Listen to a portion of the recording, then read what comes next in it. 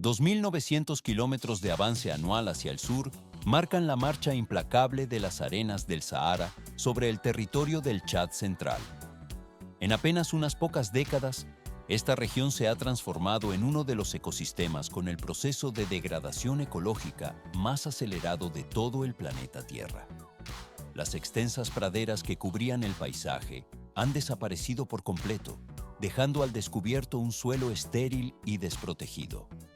¿Por qué el regreso de una especie animal que se consideraba extinta en estado silvestre es capaz de alterar la velocidad de expansión del desierto más grande del mundo? El desvanecimiento de la vegetación parece un evento aislado, pero en realidad es el síntoma de una fractura profunda en un sistema biológico que se mantuvo en equilibrio durante miles de años. Los antiguos puntos de agua tradicionales, vitales para la supervivencia en la zona, se han secado hasta quedar reducidos a cuencas de polvo fino y rocas agrietadas. Esta situación no termina en la simple observación de un entorno árido. Chad ha implementado numerosas medidas técnicas para intentar mitigar este declive ambiental, tales como la restauración de puntos hídricos críticos y la construcción de barreras físicas de arena. Los ingenieros y conservacionistas trabajan en la replantación sistemática de la flora local, buscando estabilizar el terreno ante el avance de las dunas. Sin embargo, las fuerzas biológicas intrínsecas que anteriormente mantenían la vitalidad de la tierra han dejado de operar de manera efectiva. Se puede notar cómo el viento desplaza las capas superiores del suelo sin encontrar la resistencia de las raíces que antes lo sujetaban. El equipo de monitoreo registra cómo el límite del Sahara se desplaza cada año con una precisión alarmante hacia latitudes más bajas. A primera vista, la instalación de barreras y la siembra manual parecen soluciones definitivas, pero en realidad estos esfuerzos humanos carecen del componente dinámico que solo la fauna autóctona puede proporcionar al ciclo del carbono y del nitrógeno. El proceso solo está cobrando fuerza mediante la integración de elementos biológicos complejos. La respuesta para este paisaje en fase de agonía técnica proviene, de manera inesperada, de los mismos animales que habían sido borrados de su hábitat natural hace tiempo. Más adelante se complica, ya que la reintroducción de estos ejemplares no es una simple liberación de fauna, sino la reactivación de una maquinaria ecológica de alta precisión. Se ve cómo la interacción de los animales con el sustrato remueve la tierra, permitiendo que la poca humedad retenida se filtre hacia las capas subterráneas. Transición al siguiente nivel. La restauración de los ecosistemas fracturados depende ahora de la simbiosis entre la gestión humana y el comportamiento instintivo de estas especies recuperadas. El metal de los cercados de aclimatación brilla bajo el sol mientras los técnicos supervisan el comportamiento de los primeros grupos liberados. El polvo se asienta lentamente tras el paso de los animales, revelando una ligera recuperación en la compactación del suelo. Todo se vuelve más complejo al analizar cómo cada paso de estas especies contribuye a la dispersión de semillas y a la fertilización natural del terreno degradado. La transformación de la región desde una zona de muerte ecológica hacia un sistema funcional comienza con este pequeño pero significativo cambio en la biodiversidad. El material biológico está listo para moverse a la siguiente fase de procesamiento sin prisa. Plata blanca y brillante. Ese es el tono que recubre la totalidad del cuerpo del oryx de cuernos de cimitarra para repeler la radiación solar en el Sahara. Esta coloración plateada actúa como un escudo térmico que refleja la luz incidente, evitando que el calor penetre en los tejidos profundos del animal. ¿Por qué este antílope puede sobrevivir en entornos donde otros mamíferos perecerían por deshidratación? A primera vista, su resistencia parece un milagro biológico, pero en realidad responde a una adaptación fisiológica que permite a su temperatura corporal elevarse significativamente sin necesidad de activar las glándulas sudoríparas. Al no sudar, el oryx preserva hasta la última gota de humedad interna, mientras se alimenta de raíces, tubérculos y restos de vegetación tan áridos que resultan totalmente inutilizables para el ganado doméstico. Pero esto es solo el comienzo. El movimiento de estos animales sigue una lógica matemática precisa. Los ejemplares recorren decenas de kilómetros cada jornada, ejecutando un patrón fractal que guarda una similitud técnica con los desplazamientos de los caballos de Przewalski en las estepas de Asia Central. Se puede notar cómo los grupos no arrasan con la vegetación en grandes extensiones, sino que generan perturbaciones pequeñas y repetitivas a lo largo de ciclos periódicos constantes. Más adelante se complica. La acción mecánica de sus extremidades transforma físicamente el terreno. Con sus pezuñas y hocicos, el oryx fractura la costra superficial endurecida del suelo, permitiendo que el aire y la humedad ambiental penetren hacia los estratos inferiores donde operan las colonias de microorganismos. El proceso solo está cobrando fuerza.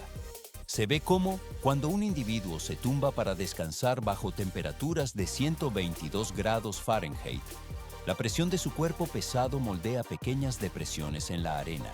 Estas concavidades actúan como microdepósitos capaces de retener el agua de lluvia, acumulando a veces apenas unos pocos milímetros, pero lo suficiente para prolongar la presencia de humedad durante varios días consecutivos. Las semillas de las plantas locales encuentran un vector de transporte eficiente en el pelaje denso del animal. Estas se adhieren a las fibras del vello y se desprenden gradualmente a lo largo de las rutas de tránsito, estableciendo cadenas de dispersión natural que ninguna otra especie de la región es capaz de replicar en una escala tan masiva. Todo se vuelve más complejo. Cada uno de estos microprocesos mecánicos y biológicos constituye el motor principal que dinamiza los pastizales semidesérticos, encargándose de la distribución de energía y nutrientes esenciales por todo el sistema ecológico. 50 centímetros de profundidad pueden alcanzar las raíces que se benefician de estas zonas de suelo removido. Una manada compuesta por entre 20 y 30 individuos es capaz de generar miles de puntos de perturbación en apenas un mes de actividad constante. Solo parece evidente el acto de caminar, pero en realidad esta frecuencia de impacto es lo que evita que el suelo caiga en un estado de latencia biológica total. Transición al siguiente nivel. Cuando el tamaño de las manadas comenzó a disminuir hasta su desaparición final, el Sahara perdió este engranaje de ingeniería natural. El material biológico y la estructura del suelo quedaron estáticos al detenerse este flujo de actividad constante. 1.200 individuos de oryx habitaban las llanuras antes de que su población sufriera un colapso total. ¿Por qué una especie adaptada a las condiciones más extremas del planeta desapareció de forma tan abrupta? A primera vista, la extinción de una especie parece un proceso lento de décadas, pero en realidad, para este antílope, fue una ruptura violenta y definitiva que fracturó su existencia en apenas unos años. Cientos de expediciones de caza comercial irrumpieron a mediados del siglo XX, transformando el paisaje en un campo de tiro. El valor de sus cuernos largos y curvados se disparó en los mercados de Europa y Medio Oriente, convirtiéndose en mercancías de lujo de alta demanda. Se puede notar cómo los cazadores aprovechaban que las grandes manadas eran fáciles de localizar en terreno abierto para eliminarlas por completo en una sola mañana. El equipo de caza motorizado simplemente superó la velocidad de huida del animal, pero esto es solo el comienzo. Tú siéntelos. La expansión de la ganadería tomó el control de los puntos de agua más críticos de la región. En un entorno de aridez extrema, este movimiento de las cercas y el ganado doméstico equivalía a bloquear físicamente las rutas de supervivencia de las especies silvestres. El equipo de pastoreo desplazó gradualmente al oryx de sus oasis naturales, dejándolos sin acceso al recurso vital. Más adelante se complica. Varios factores decisivos terminaron por fragmentar el hábitat mediante la construcción de carreteras, nuevos asentamientos y el estallido de conflictos bélicos. Las rutas de migración, que antes se extendían a lo largo de decenas de kilómetros de desierto libre, quedaron cortadas en segmentos cortos e inconexos. Se ve cómo la infraestructura moderna actuó como una barrera infranqueable que dividió a las grandes poblaciones. Todo se vuelve más complejo. Pequeños grupos de apenas unos pocos individuos quedaron aislados tras la división de las manadas originales. En estas agrupaciones tan reducidas, la variabilidad genética desaparece y cualquier factor externo negativo se vuelve letal. Se puede observar cómo el aislamiento geográfico impide que los ejemplares se reúnan para la reproducción. Transición al siguiente nivel.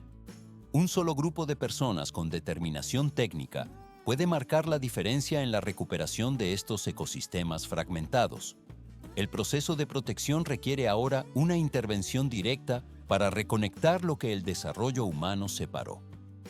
Así concluye una de las etapas clave de la comprensión de este colapso poblacional. 2000. Ese fue el año exacto en el que la Unión Internacional para la Conservación de la Naturaleza declaró formalmente al oryx como una especie extinta en su estado silvestre. Una sola temporada de sequía extrema o una única noche de depredación intensa habrían bastado para eliminar por completo a los últimos ejemplares que quedaban en libertad. ¿Por qué el impacto de esta desaparición fue tan devastador para el entorno del desierto? A primera vista, la ausencia de un solo animal no parecería alterar la geografía de todo un continente. Pero sin el tránsito constante de estos grandes herbívoros, el ecosistema del Sahara perdió el ciclo vital de perturbación periódica que mantenía la salud del terreno. La ausencia del oryx se había manifestado en el ecosistema mucho antes de su declaración oficial de extinción. Se puede notar cómo la Tierra perdió su dinamismo natural al desaparecer las manadas que recorrían largas distancias de forma incesante. Pero esto es solo el comienzo.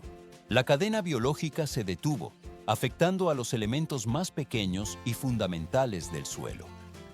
Los microorganismos encargados de procesar los nutrientes entraron en un estado de latencia profunda al no recibir el estímulo del pisoteo y el abonado natural. Se ve como los pastos, anteriormente resistentes, fallaban en su intento de brotar incluso después de las escasas precipitaciones estacionales. El proceso de degradación solo estaba cobrando fuerza. Sin las raíces que sujetaban la estructura terrestre, la estabilidad del paisaje se desvaneció rápidamente. El equipo de monitoreo climático registraría cómo el viento comenzó a erosionar la superficie sin encontrar resistencia alguna. En solo unos pocos minutos, las ráfagas constantes despojaban al territorio de su última y delgada capa de suelo fértil. Todo se vuelve más complejo cuando la erosión se acelera por la falta de vegetación protectora. Se puede observar cómo las partículas de polvo se elevan y se dispersan, dejando atrás un sustrato estéril e inerte. Esta pérdida de la capa superficial ocurrió a una velocidad asombrosa una vez que el equilibrio se rompió definitivamente. El terreno quedó expuesto a las fuerzas climáticas más severas sin el ciclo de renovación que proporcionaban los herbívoros. La desaparición de la especie cerró una etapa de estabilidad para el Sahara, dejando el suelo a merced de los elementos. El material orgánico restante se marchó gradualmente con el viento, finalizando esta fase de declive ecológico. 99%. Esa es la cifra exacta de la estrepitosa caída que sufrieron las poblaciones de bisontes en América del Norte antes de que su ecosistema se desestabilizara por completo. ¿Por qué un entorno natural colapsa de forma tan radical cuando pierde a sus grandes habitantes? A primera vista, se podría pensar que la sequía es la causa principal de la muerte de estas tierras, pero en realidad el ecosistema se desintegra porque el suelo pierde su capacidad física de retener el líquido. Para comprender la magnitud de este problema técnico, se debe analizar el Sahara como una red compleja e interconectada. Se puede notar cómo el equilibrio del suelo semidesértico depende estrictamente de la integración de 4 componentes técnicos: los microorganismos del sustrato, una estructura superficial porosa, la distribución mecánica de las semillas y la presencia de animales que generen perturbaciones físicas. El proceso solo está cobrando fuerza. Cuando los animales desaparecen del entorno, las otras 3 capas operativas pierden su funcionalidad de inmediato. Sin el movimiento constante de las pezuñas que rompen la costra terrestre, los microorganismos carecen del oxígeno necesario para sus procesos químicos, mientras que las semillas permanecen inertes sobre la superficie expuesta, donde mueren bajo la radiación solar directa. La estructura del suelo se compacta gradualmente bajo su propio peso. Más adelante se complica. Se ve como el agua de lluvia se evapora por el calor antes de que pueda filtrarse en las capas profundas debido a esta compactación extrema. Incluso en los casos donde el equipo humano bombea agua artificialmente o realiza la plantación manual de árboles, los elementos biológicos siguen sin operar debido a la ausencia de la perturbación mecánica natural. Esta es la razón técnica por la cual los proyectos de restauración en el Sahel fracasaron sistemáticamente en el pasado. Intentaron recrear la apariencia externa del ecosistema sin restaurar las fuerzas motrices que lo impulsan desde su interior. Este mecanismo de degradación se ha documentado con precisión en diversos puntos geográficos del planeta. En las llanuras de China, los pastizales del norte solo iniciaron su recuperación biológica cuando los caballos de Przewalski regresaron al terreno. Estos animales crearon un mosaico de parches de hierba mediante su pastoreo y pisoteo constante. Todo se vuelve más complejo. En el continente europeo, el bisonte europeo desempeña una función técnica similar al mantener los bosques degradados mediante la apertura de claros. En estos espacios abiertos, la luz penetra y permite que las semillas germinen en el suelo removido. Del mismo modo, en el parque de Yellowstone, el retorno de los lobos no solo modificó la cadena trófica, sino que alteró la geografía misma del lugar. El equipo de monitoreo observa cómo cada especie reintroduce una dinámica de movimiento necesaria para la salud del suelo. A primera vista, la reintroducción de una sola especie parece una medida aislada, pero en realidad reactiva toda la maquinaria hidráulica y biológica de la Tierra. Las pezuñas actúan como herramientas de perforación que permiten la aireación del sustrato. El metal de las herramientas humanas no puede replicar la frecuencia y el impacto de estos procesos biológicos naturales. Transición al siguiente nivel. El material orgánico se descompone ahora con mayor velocidad gracias a la reactivación de los ciclos de oxígeno en las capas superiores.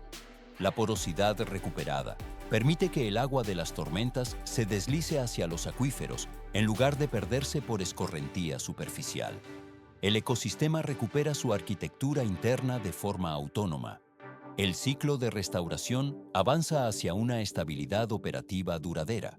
100 individuos es la cantidad total aproximada de ejemplares fundadores que permanecieron en zoológicos y centros de conservación cuando el oryx desapareció por completo de su entorno natural.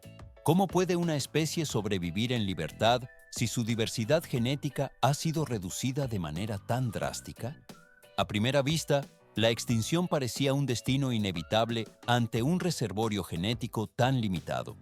Pero en realidad, esta crisis obligó a la implementación de estrategias científicas sin precedentes para rescatar el linaje de estos animales. La respuesta reside en la gestión técnica de los datos biológicos para reconstruir una población viable desde la mínima expresión. Los científicos se vieron obligados a desarrollar un programa de cría gestionado minuciosamente mediante el uso de algoritmos avanzados. Estas herramientas informáticas procesan miles de variables para maximizar el 90% de la diversidad genética de la población original y mitigar los riesgos de la endogamia. Se puede notar cómo el sistema analiza cada perfil biológico antes de autorizar un cruce reproductivo. Pero esto es solo el comienzo. Muchos ejemplares fueron excluidos sistemáticamente del programa debido a un riesgo genético elevado o por presentar rasgos físicos que se consideraron poco aptos para resistir las temperaturas extremas del desierto. El equipo separa gradualmente a los individuos que no cumplen con los estándares de resistencia térmica necesarios para la vida en el Sahara. El proceso solo está cobrando fuerza. Décadas de esfuerzos constantes han transformado estas iniciativas en uno de los ejemplos más significativos de la conservación genética moderna. Al igual que los lobos en el parque de Yellowstone, alteraron el comportamiento de sus presas, permitiendo que la vegetación se recuperara, o como los castores en Inglaterra y Escocia, crean humedales que retienen agua y modifican los caudales de los arroyos, el oryx representa un eslabón vital en el ciclo operativo de su ecosistema. Cada especie cumple una función mecánica y biológica específica que sostiene la estructura de su entorno. Más adelante se complica. La persistencia y la precisión técnica constituyen el hilo conductor que une a todos estos proyectos de restauración ecológica. Un error minúsculo en la gestión de las secuencias genéticas tiene el potencial de provocar el colapso total de una especie entera una vez que es reintroducida en su hábitat salvaje. Se ve cómo la vigilancia sobre los datos debe ser constante para evitar fallos estructurales en la población. Transición al siguiente nivel. La escala de estas operaciones demuestra que la tecnología y la biología deben trabajar en una sincronía absoluta para corregir los desequilibrios causados por la desaparición de especies clave. El material genético se organiza en bases de datos que dictan el futuro de cada nacimiento bajo una supervisión técnica rigurosa. Todo se vuelve más complejo cuando se considera la logística del traslado a zonas remotas. El flujo de información genética se estabiliza tras años de selección y cruces controlados bajo parámetros estrictos.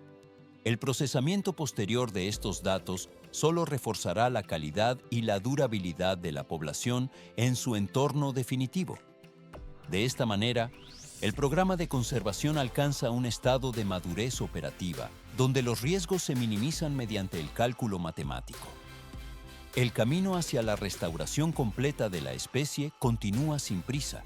800.000 hectáreas de terreno desértico componen la reserva de Wadi Rimé y Wadi Achim, una extensión de tierra en el Chad, cuya superficie es casi equivalente a la totalidad del territorio de Irlanda. ¿Por qué se seleccionó un área de dimensiones tan vastas para este proyecto de conservación? La escala del entorno es proporcional a la magnitud de la iniciativa liderada por el gobierno de Chad y el Sahara Conservation Fund, quienes pusieron en marcha uno de los planes de reintroducción de fauna más ambiciosos registrados en ecosistemas áridos. El objetivo principal fue devolver al oryx de cuernos de cimitarra a su hábitat natural, tras asegurar una estructura genética lo suficientemente robusta para la supervivencia de la especie. Pero esto es solo el comienzo. Cada ejemplar destinado a la reintroducción fue trasladado en aeronaves de carga especializadas desde Abu Dhabi hasta el territorio chadiano. Se puede notar cómo el personal técnico supervisa el proceso durante un vuelo que se prolonga por muchas horas, diseñado minuciosamente para reducir al máximo los niveles de estrés en los animales. El equipo de transporte opera con movimientos precisos dentro de las bodegas climatizadas de los aviones para garantizar que la transición entre continentes no comprometa la salud de los individuos. Más adelante se complica. Sistemas de monitoreo de alta tecnología se instalan en cada animal una vez que estos alcanzan la zona de aclimatación en condiciones de semilibertad. Los técnicos colocan collares de seguimiento por satélite equipados con tecnología GPS Iridium, los cuales permiten registrar la ubicación geográfica, la frecuencia cardíaca y la temperatura ambiente en tiempo real. Se ve cómo estos dispositivos transmiten ráfagas de datos de forma constante a través de la red global de satélites Iridium, lo que asegura una recepción de señal estable incluso en las regiones desérticas más remotas, donde la infraestructura de telecomunicaciones es inexistente. En esta etapa no termina. La frecuencia de registro de los dispositivos puede configurarse para capturar información cada pocos minutos, generando una base de datos de alta densidad. El equipo de científicos utiliza estos registros para confeccionar mapas de movimiento detallados que revelan los mecanismos de adaptación del oryx ante climas extremos. A primera vista, el desierto parece un entorno estático, pero en realidad los datos permiten identificar rutas de migración potenciales y determinar con exactitud qué sectores del terreno están comenzando un proceso de recuperación ecológica. El proceso solo está cobrando fuerza.